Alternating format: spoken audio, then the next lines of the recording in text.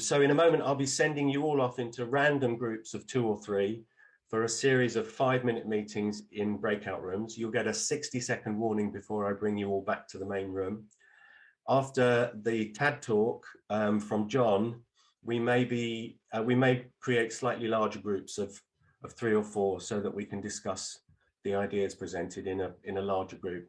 And I'll be chatting to Anna at about 1:45, and I've posted the link to her support ideas for Ukraine in the chat. So please have a look there if you'd like to follow that through.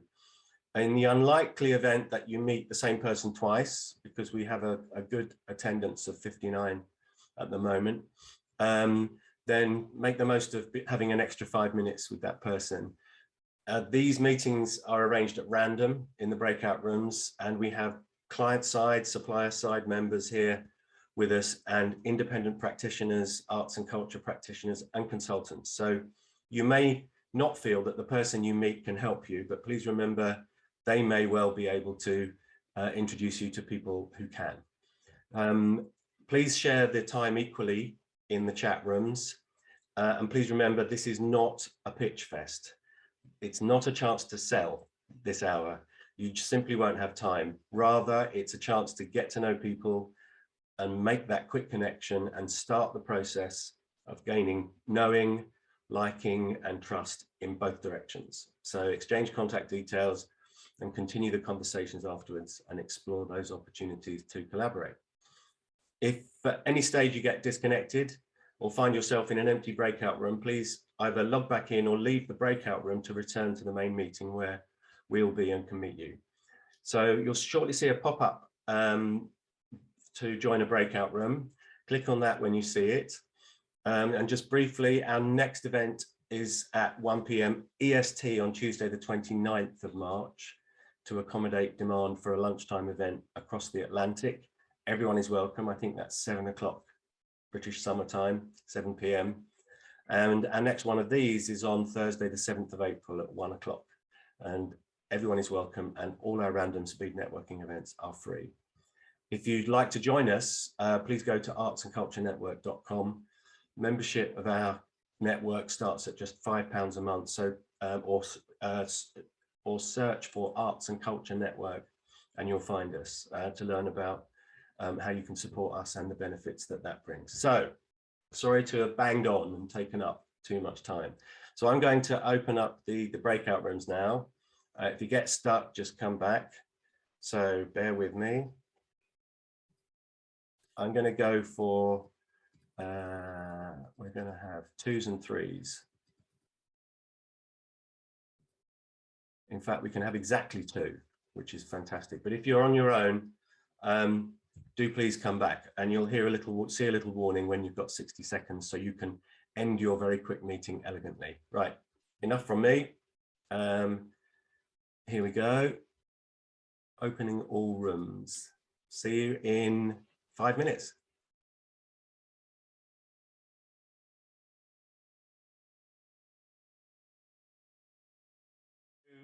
Thank you all. So it's now time for our TAD talk.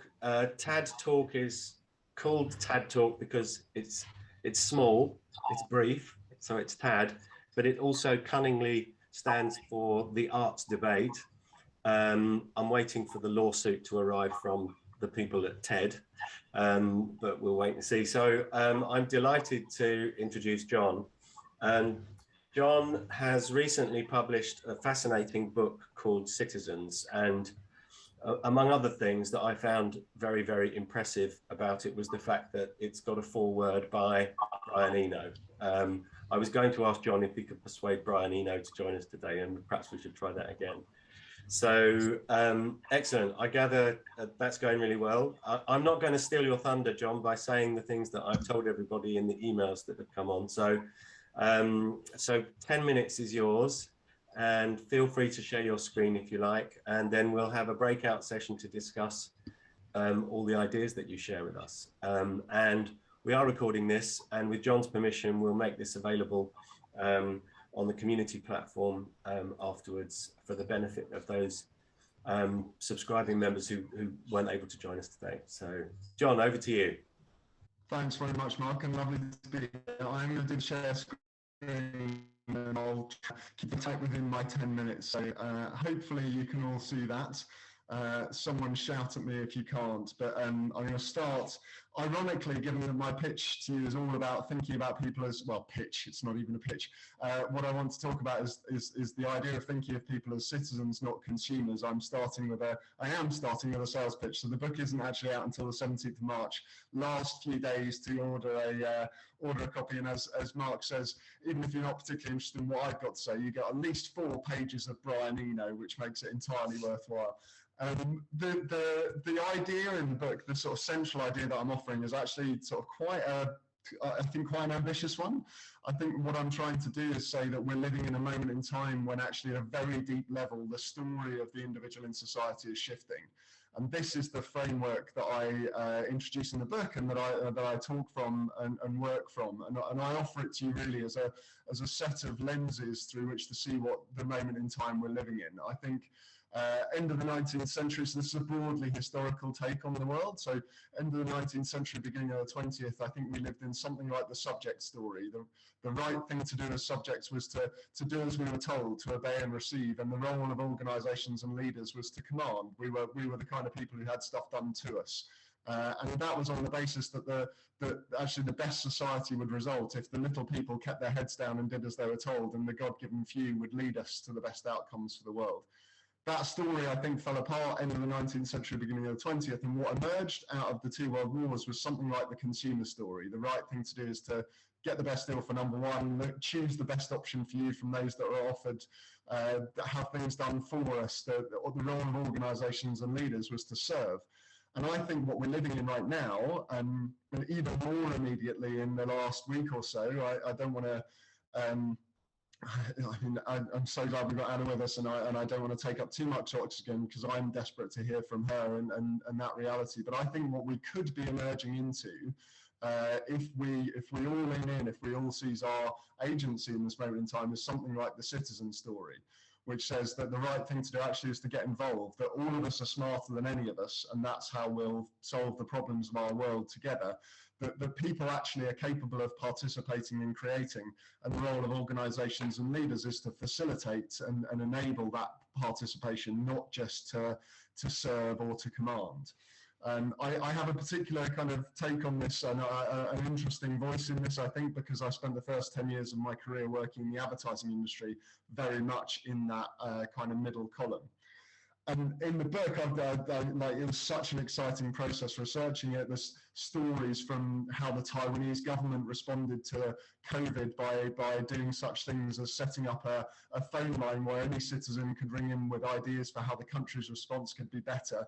I've also been, I think it's also a useful lens even to see this sort of very dark moment in time that we're in the world right now, looking at Putin as a kind of expression of pure subject logic, very much raw power, the West kind of responding from a consumer logic and trying to focus primarily on economic intervention, but actually what the citizens of Ukraine and Zelensky are leading us from the citizen story. I think if people haven't seen Zelensky's speech where he addresses the citizens of Russia as a citizen of Ukraine, you must find that and watch it.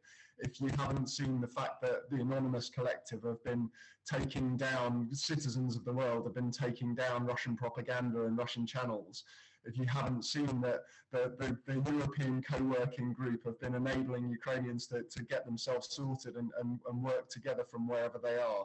There's so many, and if you haven't seen that over 1 million Russian citizens have signed a petition against the war, and over 6,000 have been arrested for protesting.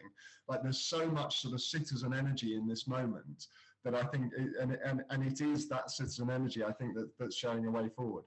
But what I want to do today, I could not say some of that because of the moment in time we're in, but what I wanted to do was try and be useful in my remaining 6 minutes, 5 minutes, in an arts and culture context. So let me just try and draw out very quickly some of what I think these ideas mean. You get the speed webinar vibe, but I'm just trying to speak as quickly as I can, so I apologise.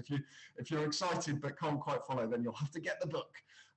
So in terms of culture, the arts and culture sector, I think where this work manifests is in a question really that I invite people working in this sector to hold, which is like, how can we involve people as participants in shaping culture, not just treat them as consumers of culture? And I think that can hold for organisations and even for individuals and graphic designers, like one of my new wonderful friends from the networking. Like, how do you use your skills to involve people and invite their participation?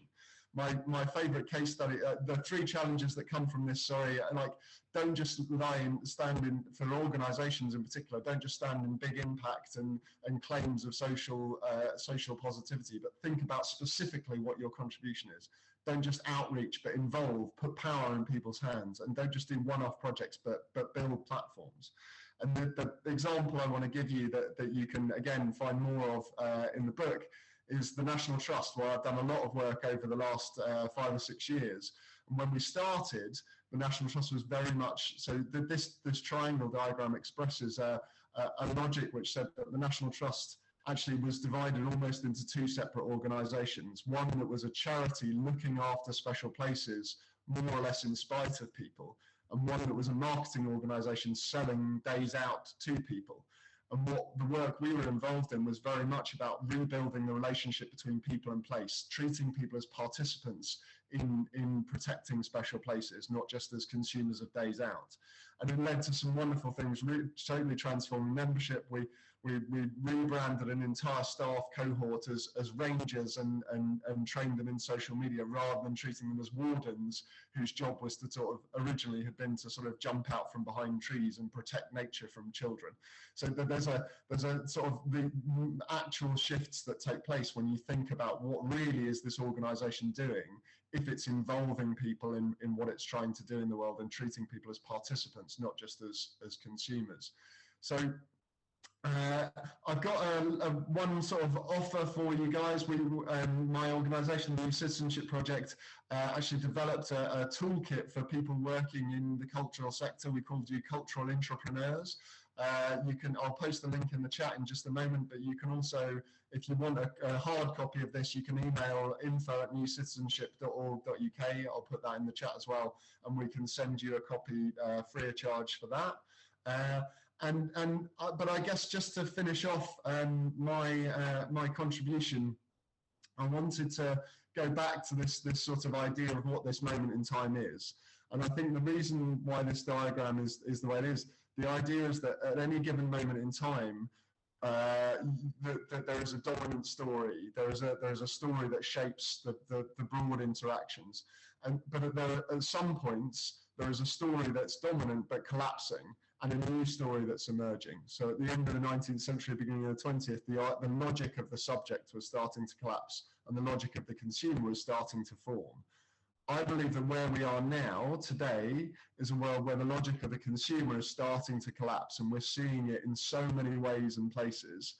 And what might be forming is the logic of the citizen. And the offer I'm making to you, I guess, is as a sort of brief teaser, an advert to find out, to get into it and find out more, is that this can offer you a way of seeing this moment in time that actually is genuinely hopeful, but in a way that's commensurate with the scale of the challenges we face. So I'm going to stop sharing my screen at that point. I've gone very quick and very hard at you, but I hope there's some. I'm going to post some links in the chat, or should I post them when we come back, Mark? Or are we staying in the room for a little bit? I think that the chat remains constant, so and we'll share that. We can share that after the event anyway. But thank you very much, John. That really was a whistle stop tour. That's brilliant. Thank you very much. It reminded me of those scenes in kind of 17th century salons where everybody made music and sang together. There was no audience, right? That's what that made me think of, where where the arts and culture and music in particular, and we're a thread within the family almost. So it's fascinating that it's a bit unbounded. I think people like to be able to put things. You're either on the stage or off it, aren't you? In many situations, but that sense of getting people more involved is very exciting. So John, thank you so much. I shall be getting the book That's brilliant. I'm conscious of time, so if you have any questions, this is the Spark Hour. So if you have any questions for Jon, do please pop them in the chat directly to him. His contact details will be there, or follow up afterwards. So Jon, again, virtual round of applause and thank you very much. There we go. Thanks everyone. Few familiar faces. It's great to see Cameron Sinclair here. He's been to every one of the events I've done, which is fantastic. And Madam Zucchini, how is Captain Soleriak? I just wanted to say that. So we'll do post in the chat. Well, there he is. I can see him. There's Captain Soleriak. If you want to know why that's of interest, I'm sure Natalie, isn't it, will pop something in the chat. Hilarious. Right. Now I'd like to introduce Hannah. Hannah, are you there? Where's Hannah? There she is. Yeah, I'm here.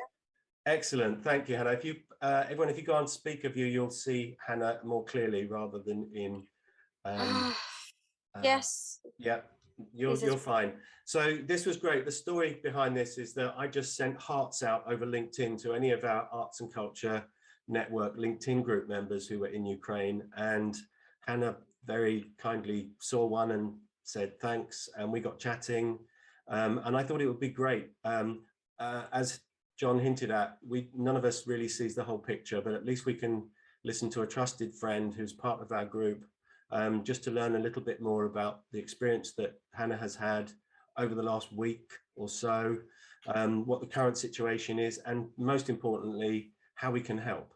So Hannah, do you want to tell us the story briefly of the last week? Yes. The last week was a terrible week in my life, but also it's time to understand the culture could stand out of politics, but it cannot stand out of war, and it's each person have to understand that I want to say, and it's a very good time to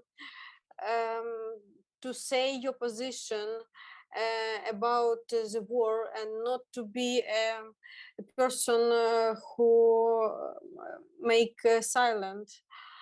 So first of all, thank you so much for this support that you provide a place where I can tell about the situation.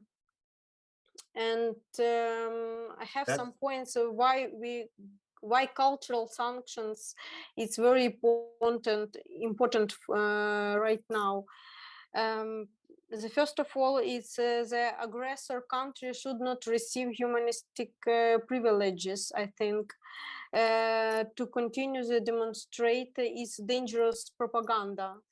And we should understand that all this propaganda is touch a lot of people around the world, and we have to understand what is it. Even those who are against the war in Russia must feel the force of restriction in order to finally decide who they are, and act accordingly to declare their position publicity. And it's also very important for each person, not only in a cultural area, but also the citizen of each country decide that he wants to choose the position of aggressor. Even those who are against in the war in Russia must feel the force of restrictions in order to finally decide who they are and act accordingly, to declare their position publicity, to take action immediately. Thank you, Hannah. Okay. Sorry. That's great, Hannah. Thank you very much.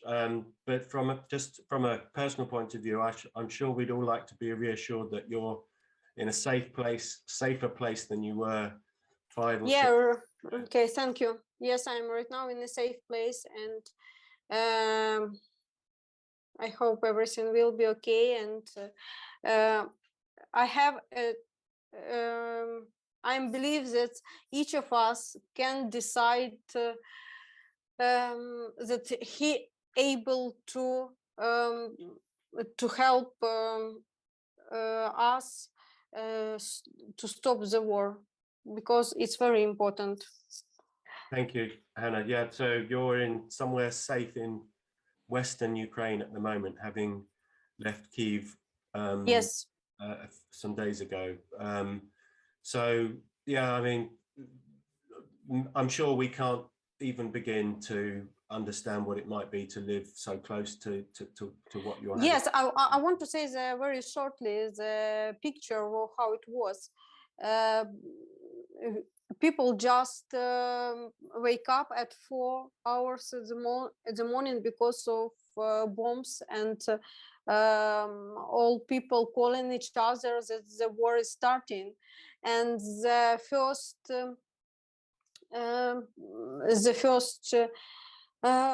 people start to collect their kids and call to the relatives, and just run. People just run by car, by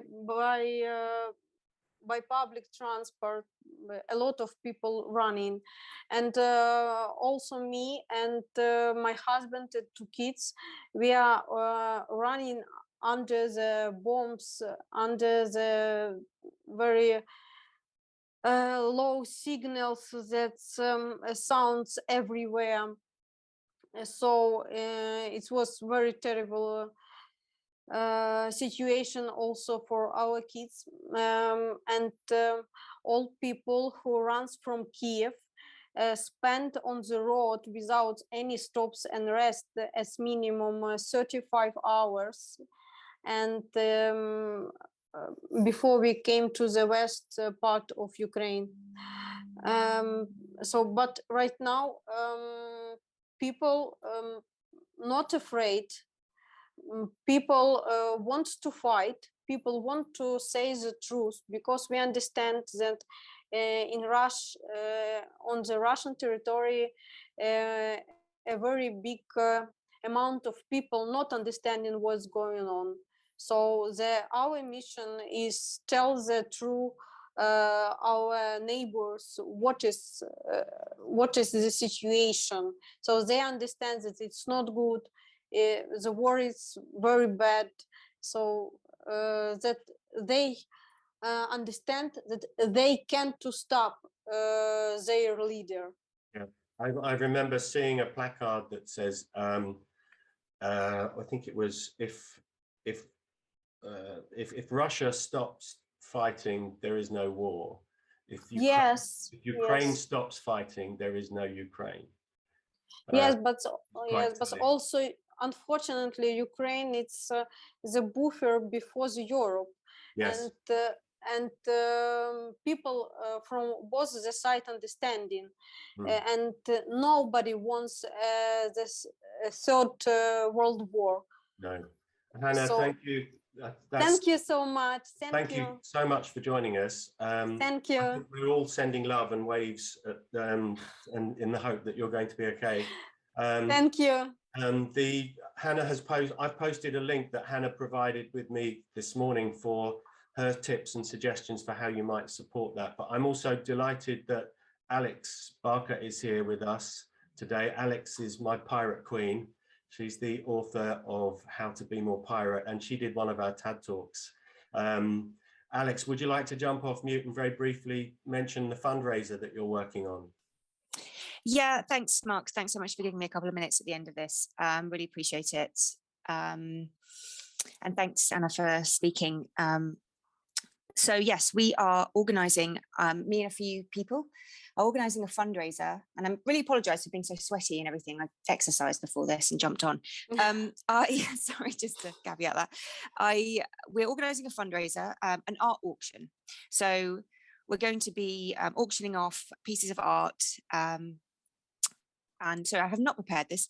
It will likely be the week of the 21st of March, probably Friday the 25th. So I'm just organising all the details. It'll be held in London. We've got capacity for 350 people to come. There'll be tickets on sale. I'll share them. But we're also looking for artists to donate artwork, and any people in the art sector who would like to support, or even if it's just sharing it with your contacts, that would be amazing. I'll do a LinkedIn post in the next probably few days. And also we're really keen to have Ukrainian artists showcasing their work so that would be really anyone. Just I'll put my email in the chat. Please connect with me if you'd like to. Okay, I cannot find your contacts right now. Mark will definitely pass it on. Yeah, so, I'll pass the contacts we'll on, go through and we'll Mark. make sure that I think Alex will pop her details. Don't worry, okay, Hannah, we'll let you know. So there are two opportunities. I imagine there'll be some, and it's great that both of those opportunities and the opportunities that Hannah has listed are remotely workable, right? So I imagine if there's an auction, you can do online bids or for things, which is great. So thank you very much, Alex, and thank you very much, Hannah. We're going to do one more brief get together, and we're going to do perhaps we'll go for 4 so that you can have seen as many people as possible, just for a quick 5 minutes. We do tend to have an after party at 2 p.m. So if you haven't got to rush off for another meeting, by all means linger for some open networking afterwards. But I'm going to do recreate the breakout rooms so we can discuss what we've heard. Please discuss Jon's talks about how we can apply what he was suggesting to the work we do in the arts and culture sector. So I'm going to recreate, and we're going to go for groups of 4. There we go. Recreate, and see you in 4 or 5.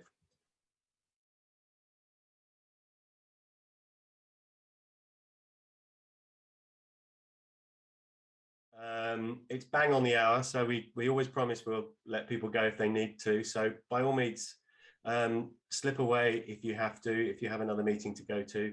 Thank you all very much for coming. Please look out for the follow-up email that we'll send out.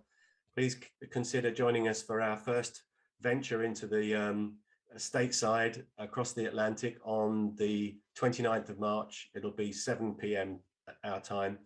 And the next one like this is on the 7th of April at lunchtime at 1 p.m. So, and again, please consider joining us at artsandculturenetwork.com. And thank you all very much. I'm going to linger. We normally linger for about 20 minutes. So if anybody wants to, you're more than welcome, and we'll do a bit of open networking. But for those who have to go, as it's now 2 o'clock, thank you all again, and we'll see you soon.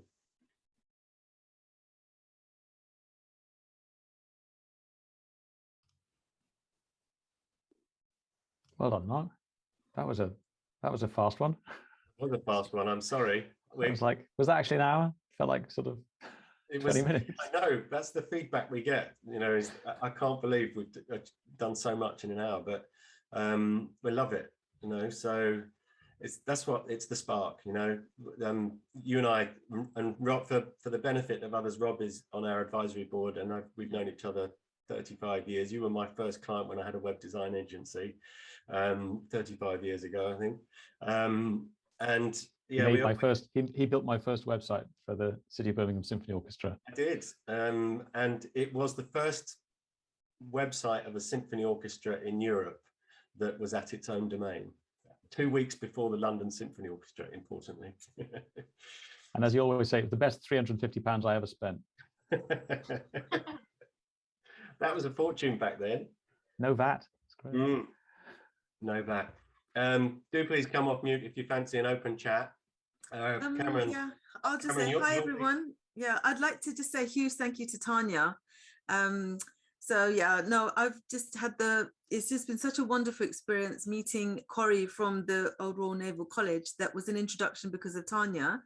And we had the best meeting on Friday. It was just such a wonderful experience because I've met somebody who has the same vision as I do in terms of reaching untapped audiences and communities and welcoming people to environments where they may find it a little bit intimidating, but you know, just opening doors to audiences who don't feel that they might be comfortable in such a grand environment such as the Old Royal Naval College. So many different things can, you know, come of this. But thank you very much for Tanya, and also to you, Mark, because I met Tanya at the first ever meeting that I had here. So, you know, thank you. Our pleasure, Furrah. It's really great to hear the success stories. Some of you may remember Alex Clovis, who I don't think was able to join us today, but it was the first time he'd ever done anything like this, and he got hired the next day by Love to Visit, which was fantastic. Really good. Hi, Emma. How are you? I'm good, thank you. How are you all? Emma and I have worked together before. Emma is an amazing graphic designer. Is going to queue us up for New York, I think, aren't you? You probably need to make sure you speak to Don, by the way. Yeah, I did. I was in a group with him actually a minute ago. So I talked to the magazine in the US, and they said it's wonderful. They'd love to jump on and just meet everyone there as well and just see how it goes, really. But that could be amazing. That would be great. And do listen out for also for my spot on Jim's podcast. You're going to be on it. Huh? You're going to be on it. I'm on Jim's podcast called The Jelly Trumpet, and the bonus episode. Pardon? And we've got a bonus episode. We have the bonus episode, which is the story of when I was Batman and had to meet Barbie. It's honestly great story. Yeah, it's a great story.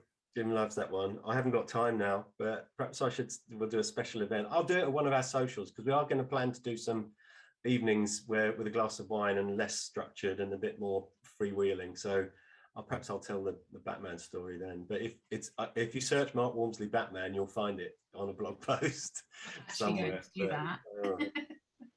It's an embarrassment, but it's a funny story. So I'm looking forward to that coming out, Jim. I might actually be able to donate as well some art for what was mentioned before to Alex. That would be fantastic. Yeah. So I'll see what I've got left in those pieces. But yeah. Fantastic. Hannah keeps coming in and dropping out again, I imagine. Did I read somewhere that Elon Musk has turned the internet on above Ukraine? He sent a Starlink above Ukraine because Russia turned their internet off. So then he sent over a Starlink so that Ukraine had internet. That's amazing.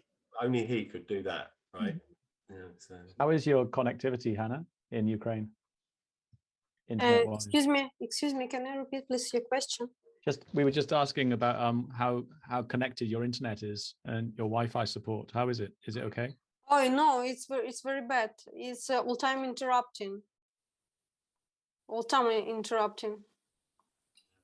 Yeah. Did you read about Elon Musk? Yes. I read about it, but I'm not feeling it yet.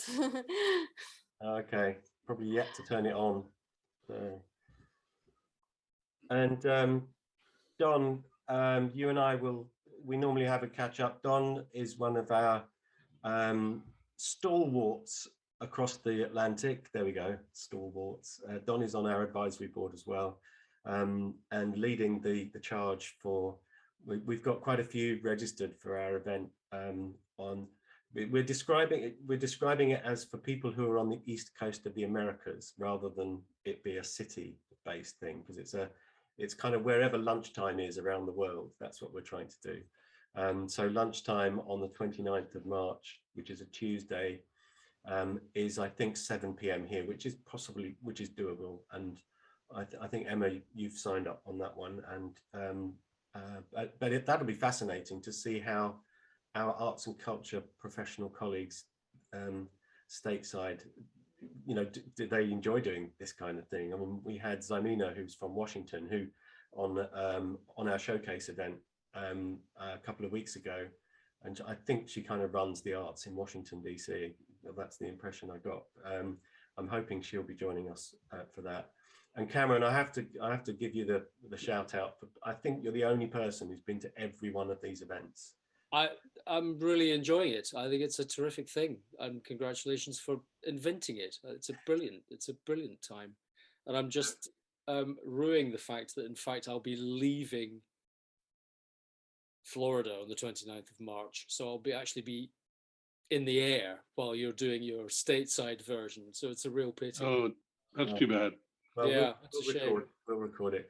But you've been to all the UK focused ones and the European focused ones. I think you were one of only 14 people on the first one we did in the summer of 2020, I think, as a pilot.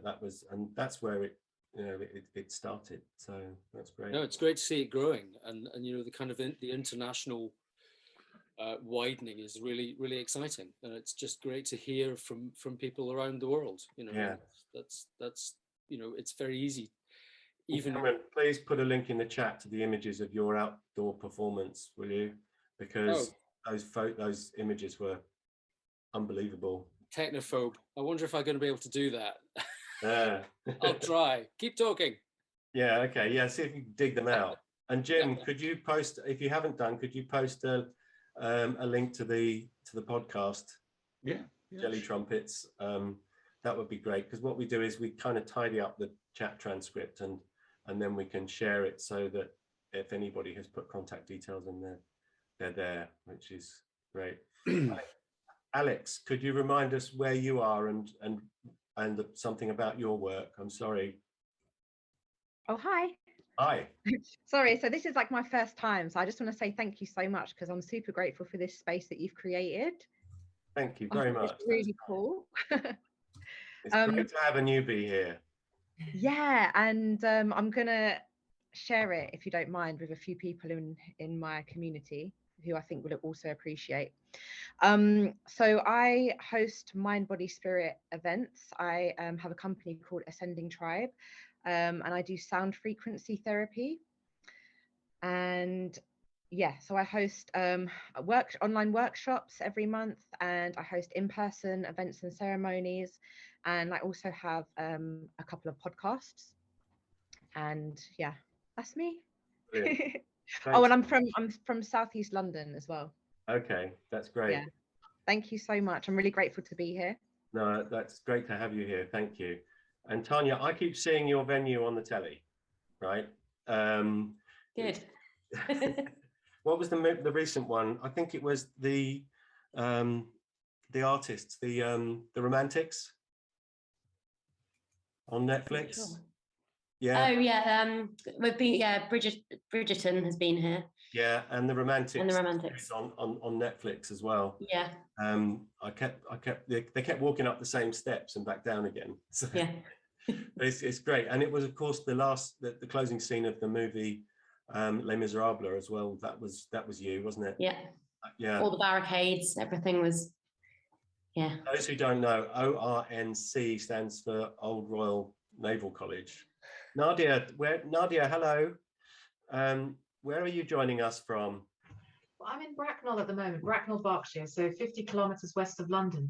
So I'm unusual because art and culture has been in my blood since childhood, growing up. Mum loved music, different composers, and then I was a total addict of visiting museums and art galleries in my late teens through my 20s.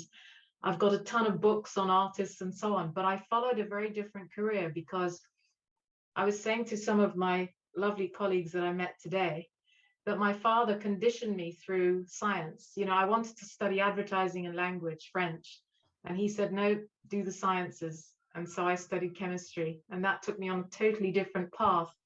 And now I'm sort of on my last decades of work. I really want to be branching more into the creative world. I've always loved the creative people, sort of soul group, but sadly, I'm not able to share a lifestyle that you've all probably had. But I've recently, I've been specializing mostly in content strategy, content marketing, very much in commercials. So my career was in the oil industry, ExxonMobil, then Panasonic Electronics, then it was medtech, Medtronic, which was, so I've always been in the number one of the sectors, corporate sectors, so very corporate background. But now I want to really go into writing, script writing. So I'm studying journalism, film script writing. I'm really trying to upskill and get myself in the other side. That's great. Good for you. Fantastic. I don't know if you were on our last event where we heard about the concept of Shoshan. I think it was Alistair Frost did the TED talk. This concept of Shoshan, which is coming to a subject with a child's mind. I think it's a Buddhist concept. Very nice. Do you know? you have the advantage of immersing yourself in our sector and our industry without all of the preconceptions that we've grown up with, perhaps. So that's great. But best of luck to you. And can I ask one thing? When was this group founded? The network.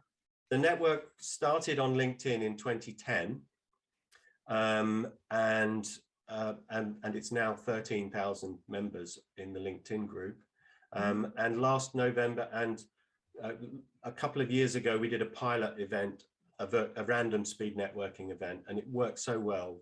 And then the shit hit the fan, obviously. And our first one was back in November, and then we did one in December and January. And this is our November, December, this is our fourth. Yeah, it's people, we're getting some great feedback, and but the key to it is it's only an hour. I know it's really kind of you to stay on a bit longer, but it's only an hour. I don't know if you're like me, but if that's perfect though. It really is perfect. I think we live in a bite-sized world today, don't we? Well, to be honest. But it's the hairpin effect, all right? We're at the bend of the hairpin. The conversations follow, the collaboration follows, but it won't happen unless we do this. This is the spark for those things, which is why we wanted it to be just an hour. I don't know about you, but if I get an email saying come to our 4-hour webinar, I'm thinking. Oh, no. Do you know, I'll just say this as well, and this is something for all of you, that when I was at the MedTech Medtronic, the last company, I went to an event at a almost like an MBA college in Slovenia, Bled. And the founder there, she's fantastic. She actually uses art to embed a lot of the training. So what I see here is so vital to everybody's learnings, actually, and it's the most diverse to enable solutions in every field that you can think of. For me, this is almost the DNA to making things happen in every area of life. So well, yeah, I mean, I'm sure someone like Steve Jobs would agree. The only reason they had success was he allowed everybody to be creative, right? And, you know, thank you, Nadia. That's great, and good luck with that. Fantastic. Keep us posted. Hi, Elizabeth. Hi, everyone. Well, first of all, thank you for organizing this type of events, Mark. This is my first one. I'm a newbie to this, and it's just been wonderful to be able to connect to like-minded people. I wanted also to say that, Nadia, your life story, your career life story is very similar to mine. So I come from a different background. I'm going through a process of career change. I'm a psychologist by background. I used to work for the NHS for quite a few years. Just came back home pre-pandemic. And I did a postgrad in intercultural communication, hoping to be able to get into the field of, the artistic field. And that's why I'm here today, really. So I'm glad that I did that. And now I'm trying to kind of find my feet and to get all those connections going. So, hearing your story, your life story, your career story has really kind of, touched me, and has kind of, give me hope for the future that, one can get those transferable skills into a different kind of area of work. And at the same time, like you said, is kind of to be true to yourself. Like, the kind of person who you are, the kind of things that get you started. And at some point kind of go, making the choice to go through that transition, which is, it's not easy because, we get conditioning and we are very habitual, we are habitual human beings. And it takes a lot of courage, I guess, Nadia. We have our own families and lifestyles and, good salaries. And you have to make that choice, right? So yeah, it's been quite inspirational to hear your story. So thank you for sharing, and also thank you all for taking part on this type of events, and Mark for organizing. It's been very lovely to meet you all. So thank you for that. Can I just say, Elizabeth and Nadia as well, I'm coming from the perspective of having made the change about 16 years ago, because I actually had a background in marketing and finance, for about 15 years, and then I chose to become a full-time artist and then the educator, which I've been doing for the last 16 odd years. So I can just say it has been the best decision ever. So I'm just saying that, yes, absolutely do what you're doing, enjoy every moment of the journey, and I can just say, yeah, I highly recommend doing what you're doing. So I'm loving it.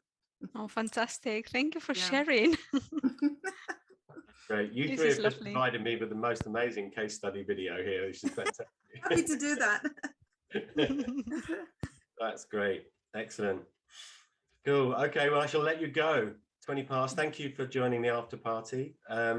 Leave them wanting more, as they say. Jim, was that a hand up or a wave? It was a wave. Excellent. That's a wave.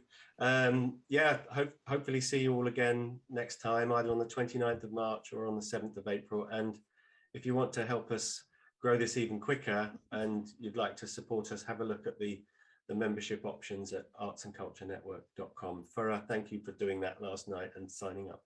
My pleasure. I'm looking forward to exciting things to come. Great. And Hannah, once again, be safe. Okay. Yeah. Thank you so much. Yeah. Thank you. Thanks, everyone. See you next time. Take care. Bye. Thanks, everyone. Have a great day. Thank you. Bye. Until next time. Yeah. Bye. Take care. Stay safe.